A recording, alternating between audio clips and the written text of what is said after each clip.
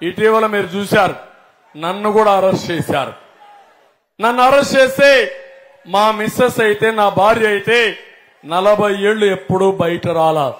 NT Ramarao గారు ముఖ్యమంత్రిగా ఉన్నప్పుడు కూడా బయట రాలేదు. నేను ముఖ్యమంత్రిగా 14 ఏళ్లున్నా ఎప్పుడూ బయట రాలేదు. అలాంటి వ్యక్తి 53 రోజులు వారు అవస్థపడిన విషయం చూస్తే నేను కష్టపడాలనా, నేను ఈ రాష్ట్రం కోసం తాపత్రయపడాలనా అని నేను కూడా ఆలోచించే పరిస్థితి. కానీ ఒకటే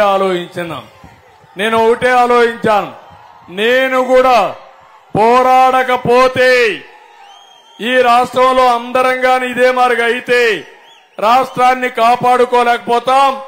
40 ఏళ్లు నేను నన్ను గౌరవించారు, ఆదరించారు. ఏ తెలుగు బిడ్డకు ఇవ్వనంత ఆదరణ మీరు చూపించారు కాబట్టి మళ్లీ మీ రుణం తీర్చుకోవాలి, ఈ రాష్ట్రాన్ని కాపాడాలని ఏకైక ధ్యేయంతో ఈ రోజు నేను పనిచేస్తున్నాను. ఏం తమ్ముడు, నాకు ముఖ్యమంత్రి పదవి కావాలనా? నేను అడుగుతున్నా, నాకు ముఖ్యమంత్రి పదవి కావాలనా? 14 ఏళ్లు ముఖ్యమంత్రి, మళ్ళా వస్తే ముఖ్యమంత్రే కదా. నాకు పదవి అనేది బాధ్యత. జగన్మోహన్ రెడ్డికి పదవి అనేది వ్యాపారం. ఆ విషయం మీరు గుర్తుపెట్టుకోవాలి. కడాన మా మిస్సెస్ కూడా నేను జైల్లో ఉన్నప్పుడు కొంతమంది కార్యకర్తలు అధైర్యపడిపోయి, ప్రజలు కూడా అధైర్యపడిపోయి ప్రాణాలు వదిలిపెట్టేశారు, దిగులు పడిపోయి చనిపోయారు. అలాంటి వారికి అండగా ఉండాలని, ఒక కుటుంబ సభ్యుడికి అన్యాయం జరిగితే ఏ విధంగా స్పందిస్తామో ఆ విధంగా మా మిస్సెస్ వీళ్ళందరూ స్పందించి నిజం గెలవాలనే కార్యక్రమానికి శ్రీకారం చుట్టారు. 6 నెలలు తిరిగారు, 203 కుటుంబాలను పరామర్శించారు, 95 నియోజకవర్గాలు తిరిగారు, 25 పార్లమెంట్ తిరిగారు, 9700 కిలోమీటర్ల దూరం తిరిగి రాష్ట్రంలో నష్టపోయిన కుటుంబాలకు ఒక ధైర్యం చెప్పారు.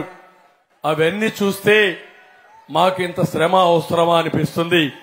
కాదు, నేను చేసినా మా మిస్సెస్ చేసినా ఈ రాష్ట్రం కోసం చేశాను తప్ప ఏది కోరి ఉద్యోగం కావాలని ఇంకోటి కాదు. కానీ ఇలాంటి సందర్భంలో మాకు మీరు అండగా ఉండి రాష్ట్రాన్ని కాపాడకపోతే ఏమవుతుందో ఆలోచించమని మిమ్మల్ని అందరినీ కోరుతున్నా. తమిళలో ఈ రోజు ఒకటే నేను మిమ్మల్ని కోరేది, మేము త్యాగం చేశాం, నాయకులు త్యాగం చేశాం. పవన్ కళ్యాణ్ గారిని అయితే అడుగడుగునా అవమానించారు. మామూలు అవమానం కాదు, శారీరకంగా బాధ పెట్టారు, మానసికంగా వేధించారు. అన్ని విధాలా వేధించినా ఒకే మాట చెప్పాడు, ఎన్ని వేధింపులైనా భరిస్తా, ఈ రాష్ట్రంలో వైఎస్ఆర్ కాంగ్రెస్ పార్టీని ఓడించే వరకు నా పట్టుదల వీడనని చెప్పిన వ్యక్తి పవన్ కళ్యాణ్ గారు. ఈ రోజు బీజేపీ కూడా ఆ పట్టుదలతోనే ఉన్నాం. మేము కలిసింది మా కోసం కాదు, ప్రజలు గెలవాలి, రాష్ట్రం నిలవాలి, మీరు బాగుపడాలి అని ఏకైక ధ్యేయంతో కలిశాం.